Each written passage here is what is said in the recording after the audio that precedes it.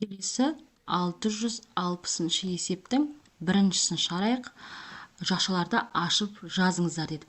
1,9-ды бірінші аға көбейтеміз, одан кейін 1,9-ды 2-ге көбейтеміз. Енді берілгеннен кейін тең деп жалғастырамын. 1,9-ды аға көбейтсек 1,9 а болады. Қосылған таңбасы, енді 1,9-ды 2-ге көбейтетін болсақ 3,8 тең болады.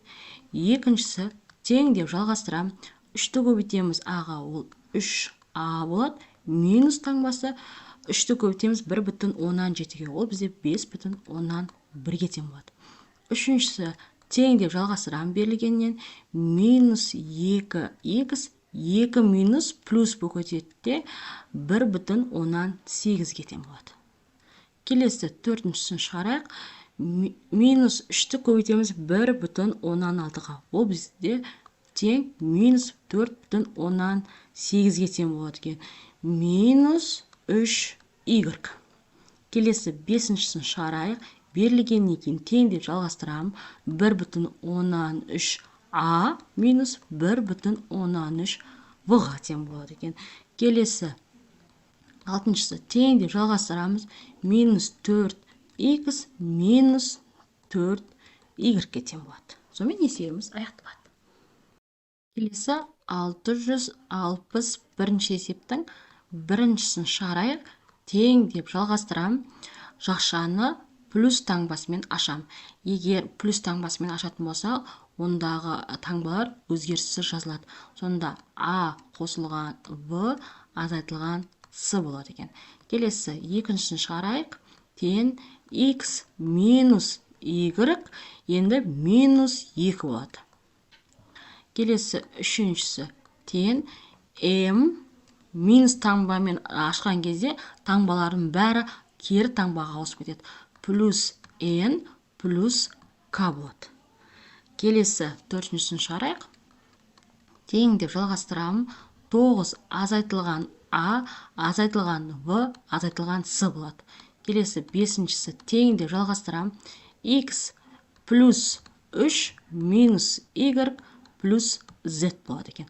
Минуспен аштық, барлық таңбалар ауысып кетті. Келесі алтыншысын шығарамыз. Тең m плюс 8 плюс n плюс емес екен, бізде минус таңба екен.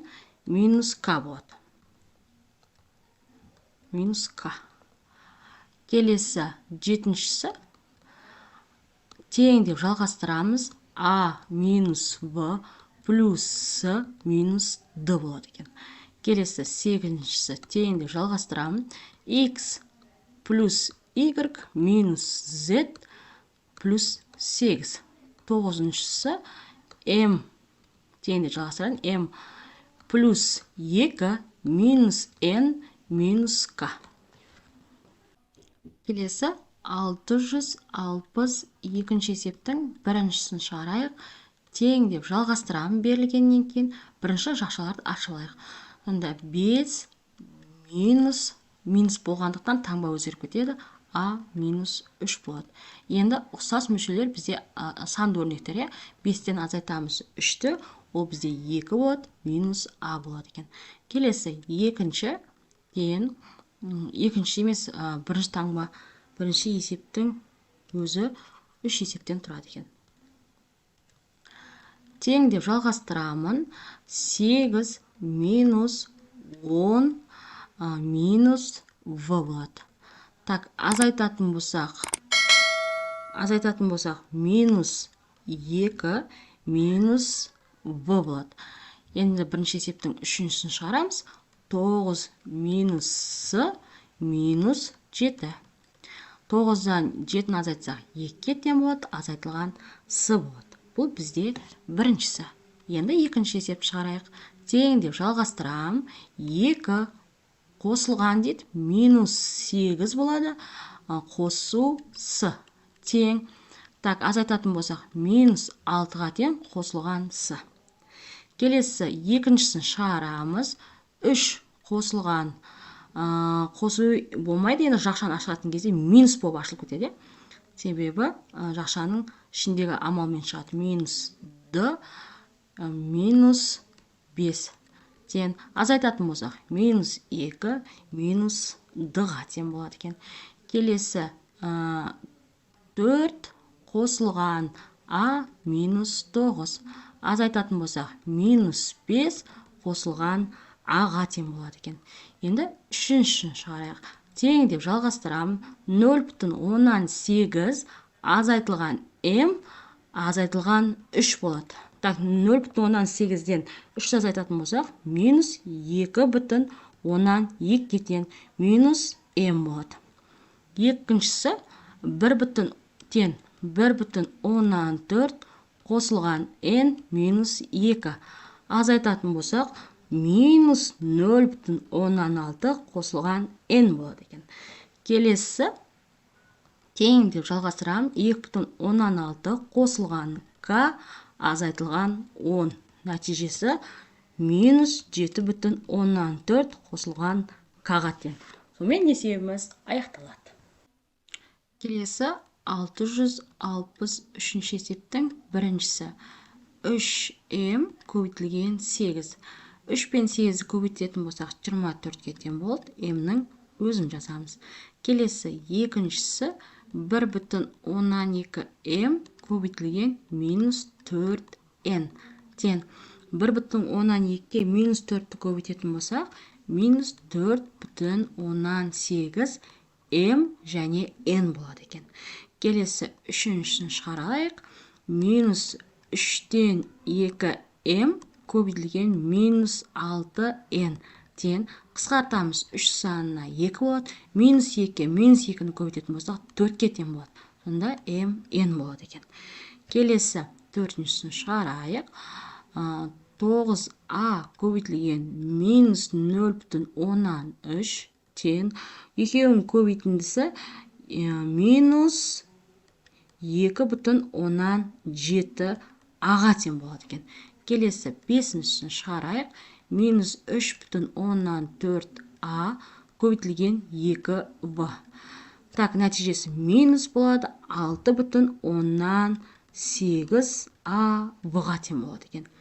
Келесі алтыншысын шығарайық. Так, араластанды бірден бұрыс бөлшекке айналдырып жазам.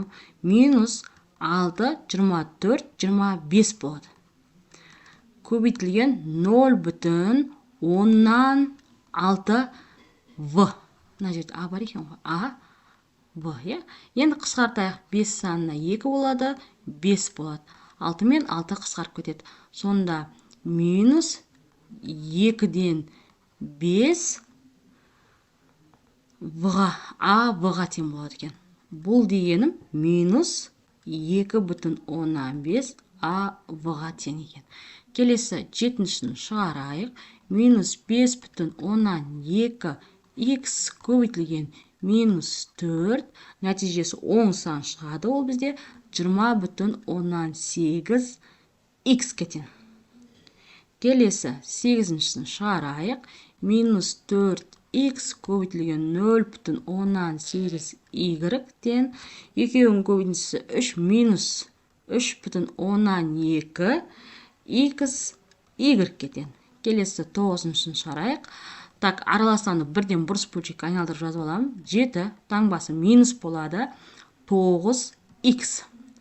Көбейтілген минус 3-тен 1 y тең. Қысқартып жіберейін, 3 санына 3 болады.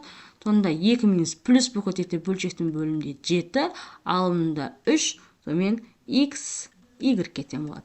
Сонымен есебіміз аяқталады. Келесі 664-ші есебіміз. Оқушы 3 дәптер, 3 альбом сатып алды. Дәптер бағасы а теңге, альбомның бағасы в теңге. Яғни 3 дәптерді а теңгеден алады, және 3 альбомды в теңгеден алады. Оқушы неше теңгеге сауда жасады? Мұндағы а тең 20-ға дейді. Орнына апарып қойып, көбейтілген 20 қосылған 3 көбейтілген 150 тең. Нәтижесі, так, көбейтетін болсақ 60-ға тең болады. Қосылған 450, нәтижесі 510 болады. Сонда оқушы 510 теңгеге сауда жасаған екен.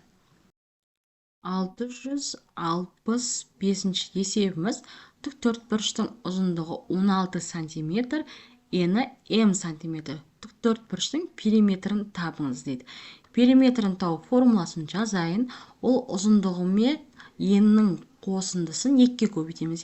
Ұзындығы 16-ға тең, ені бізде м-ге тең екен.